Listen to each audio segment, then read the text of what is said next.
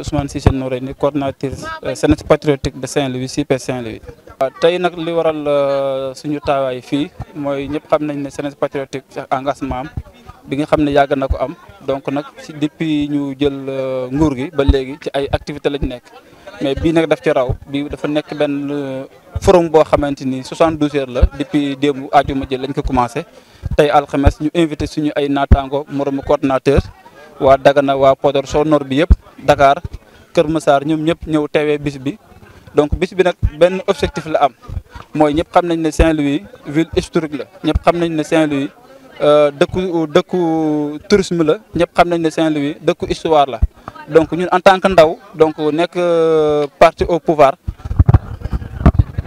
nan lañ mën a def ba promouvoir ville Saint-Louis nan lañ mën a def ba promouvoir culture Saint-Louis nan lañ mën a def ba promouvoir donc tourisme Saint-Louis ndax ñëpp xam nañ ne gouvernement bi dafa am programme bi nga xam ne mooy fexe ba dekkalaat tourisme Saint-Louis donc ñun en tant que ndaw kenn duñu si jiitu ñun nag ñu ne nañ invité suñu ay morom ñëw pour jaay Saint-Louis jaay image sur Saint-Louis xamal leen li nga xamante ni moom moo nekk Saint-Louis ñëpp xam nañ ne Saint-Louis lépp fii la tàmbalee. donc ñun nag en tant que Jeunesse patriotique ñu organiser tey journée bi nga xamante ni mooy journée culturelle ak tourisme demee ñu war a organiser li nga xam ne mooy forum donc le coordonnateur Maître Ngagne Demba war ko animé incha allah rabi ñu ciy woo Jeunesse patriote bi yëpp di ci woo képp koo xam ne ndaw nga nekk fii nii ci région bi nekk fii ci nord ci zone nord ñu li ciy woo. donc ñëpp xam nañ ne Jeunesse bi moo yóbbu le président Diomaye au pouvoir donc ñëpp xam nañ ne Jeunesse bi moo porté li nga xamante ni mooy projet bi nga xamante ni moom lañ jaay Sénégalais yi Jeunesse boobu noonu moo porté waat combat bi pour que fexe ba tey jii nii projet bi réussir donc loolu nag dafa laaj taxawaay donc dafa laaj engagement bi nga xamante ni moom la Jeunesse bi amoon te tey lañ ko gën a am ndax xam nañ Jeunesse bi lien bi nga xam ne moom la am ak li nga xamante ni mooy président Ousmane Sonko donc tey daal suñu teewaay fii loolu la woon mooy nekk locomotive gouvernement bi ci programme yi nga xam ne mu ngi koy teg donc beneen bi mooy comme ni ma ko waxee forum bi liñ ci jublu tamit mooy ñëpp xam nañ ne ñu ngi war a installer des pôles donc pôles yooyu noonu ñëpp xam nañ ne axe nord bi daf ci am solo donc ñun en tant que ndaw nan lañ mën a def ba communiquer pôle bi yan opportunité la war a mën a may Jeunesse bi comme emploi ñu ngi wax exploitation gaz ñu ngi wax agriculture ñu ngi wax pêche loolu lépp ay opportunité la yoo xamante mu ngi ci zone nord bi ñun en tant que ndaw ñu ne nañuy def forum waxtaan suñu ay moromu ndaw pour que ñu teel a xam li nga xam ne état bi gouvernement bi war na ko def ci zone nord bi comme ça ñu teel a programme ñu teel a mën a préparer wu ci ay formation donc ci yi nga xamante ni moom mooy dëpp ak zone nord bi. Kéba Ndiaye, vice-coordonnateur de la JPS dans le département de Pikine et coordonnateur de la section communale de PASTEF à Pikine Nord. suñu daje tey bi mooy répondre à l'invitation de la JPS Saint-Louis mu nekk dans le cadre d'un partenariat boo xamante ne ni dinañu permettre le nord et aussi la zone ouest ñu mën a gën a raffermir seen i liens ak seen i connaissances mais surtout également promouvoir les jeunes qui sont au niveau du département mais aussi dans l'ensemble de la région de Saint-Louis. tey également bu ñu amee cette opportunité là daf ñuy permettre tout simplement ñu xam véritablement les acteurs yi nga xamante ne ni ñoo nekk au niveau de la région de Saint-Louis mais surtout et également essayer de voir comment nous pouvons faire pour véritablement vulgariser le travail qui est en train d'être fait au niveau de la région. beneen affaire bi nga xamante ne ni cet après-midi ou bien ce forum dinañu ko permettre c'est véritablement de faire de telle sorte que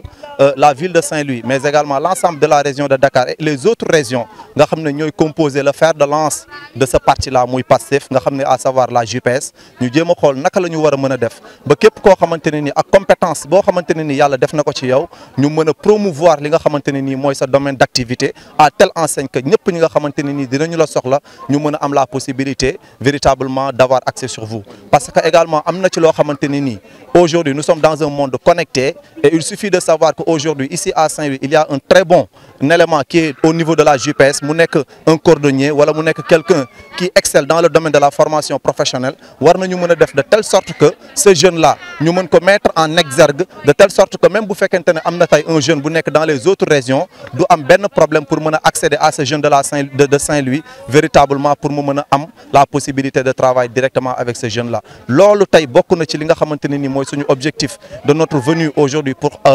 dans ce forum là. beneen affaire bi également mooy xëy na dinañu permettre ñun ñu mën a découvrir bu baax a baax les qualités que regorge la JPS Saint-Louis, mais surtout également faire de telle sorte que toutes les compétences que nous avons trouvées ici au niveau de la région, nous menons de telle sorte que véritablement ci suñuy domaine de communication également ñu mën a mettre en valeur les gens yi nga xam ne yàlla may na leen xam-xam ci wàcc ci pàcc bu mu mën a doon ici à Saint-Louis ba ñun bu ñuy dellu véritablement ñu xam ne Saint-Louis kat am na ci loo xamante ne ni projet bi mën na compter ci loolu, mais surtout le président de la République et son premier ministre mën nañu compter ci JPS Saint-Louis pour véritablement booster l'économie au niveau de la région. Pour essayer de voir comment nous pouvons faire véritablement pour continuer de mener le partenariat entre la JPS Saint-Louis et les autres régions qui sont au niveau du Sénégal. Parce que vous n'êtes pas sans savoir, aujourd'hui, dans ce VSD-là, nous trouvons des jeunes venus de Dakar, d'autres venus de Tamba, d'autres venus d'autres régions qui sont à l'intérieur du pays. Tous sont ici aujourd'hui pour ce week-end-là au niveau de Saint-Louis. Encore une fois,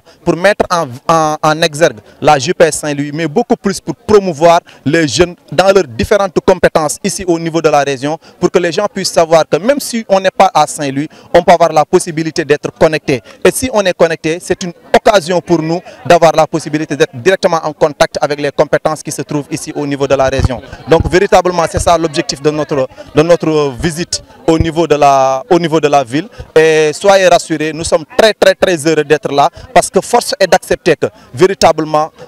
PASTEF peut compter sur la matière grise que regorge véritablement la JPS Saint-Louis. Et ça, c'est quelque chose qu'il faudra promouvoir pour que les autres JPS puissent véritablement s'inspirer de ce que nous avons vu ici au Saint-Louis, afin que cela puisse être véritablement perpétué sur l'ensemble du territoire national. Pape Abdoulaye Ba, secrétaire général de la JPS Saint-Louis. Donc nous sommes ici dans le cadre de notre activité dénommée Forum des jeunes, voilà, qu'on a eu à organiser pour l'objectif de ce forum. C'est tout d'abord de présenter les références Vision 2050, mais nous avons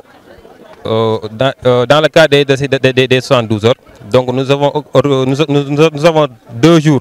d'activité. Donc cette première journée, nous l'avons organisée en collaboration avec la commission culturelle. L'objectif c'est quoi? C'est de promouvoir la culture saint-louisienne, de promouvoir l'histoire de Saint-Louis, parce que nous avons des invités qui viennent un peu partout. Donc nous avons des invités qui nous viennent de Dakar, de Tamba, de Podor, de Louga. Donc l'objectif pour nous, c'est de leur montrer c'est quoi Saint-Louis, l'histoire de Saint-Louis, la trangue saint-louisienne qu'on a d'habitude de dire. Là, c'est la raison pour laquelle on l'appelle la journée, le deuxième journée culturelle. Le troisième jour, qu'on appelle le jour du forum. Donc c'est une journée, l'objectif de cette journée, c'est d'organiser des panels et de mobiliser tous les acteurs qui sont à Saint-Louis, que ce soit la société civile, que ce soit les organisations non gouvernementales, que ce soit les États, que ce soit les structures étatiques qui sont ici à Saint-Louis. L'objectif c'est quoi? C'est de créer un cadre de dialogue, cadre de partage, pour permettre à ces jeunes qui sont à Saint-Louis de pouvoir découvrir les opportunités qu'offrent les référentiels Vision 2050, mais aussi de pouvoir savoir quelles sont les opportunités qu'ils peuvent découvrir dans la région de Saint-Louis. Nous savons tous que Saint-Louis fait partie du pôle Nord, et quand on parle pôle Nord, ça renvoie directement à tout ce qui est l'agriculture, tout ce qui est la pêche, le tourisme, l'artisanat. Donc tous ces facteurs économiques sont à Saint-Louis, mais la majeure partie de ces jeunes ne connaissent pas l'objectif de comment trouver ces opportunités. Dans le cadre de notre forum, l'objectif c'est de mettre en place un réseau, de permettre à ces jeunes-là facilement de pouvoir découvrir ces opportunités, mais aussi de permettre aux jeunes entrepreneurs qui sont à Saint-Louis de pouvoir venir participer, mais aussi exposer leurs produits. L'objectif aussi dans ce cadre-là, c'est nous de les promouvoir, de montrer qu'à Saint-Louis, il y a des jeunes, malgré les maigres moyens, voilà, ils font l'effort de créer leur propre entreprise et leur propre business. Donc nous lançons aussi un appel à toutes les autorités de venir demain. Le panel sera animé par Maître Ngagne Demba Touré, qui est notre coordinateur national. Et il y aura aussi d'autres panélistes. Donc je pense que le monsieur Cheikh Thiam. Et aussi nous avons pas mal d'invités, des jeunes acteurs, des jeunes qui ne font pas de la politique, mais qui sont à Saint-Louis, qui sont dans les organisations non gouvernementales ou bien qui sont au niveau de la société civile. Nous les invitons tous à venir demain participer à ce forum-là, à échanger avec nous, échanger avec les autorités, échanger avec la jeunesse patriotique, pour voir nous en tant que jeunes Saint-Louisiens, que ce soit ça politique ou non politique, comment on va mobiliser nos forces pour permettre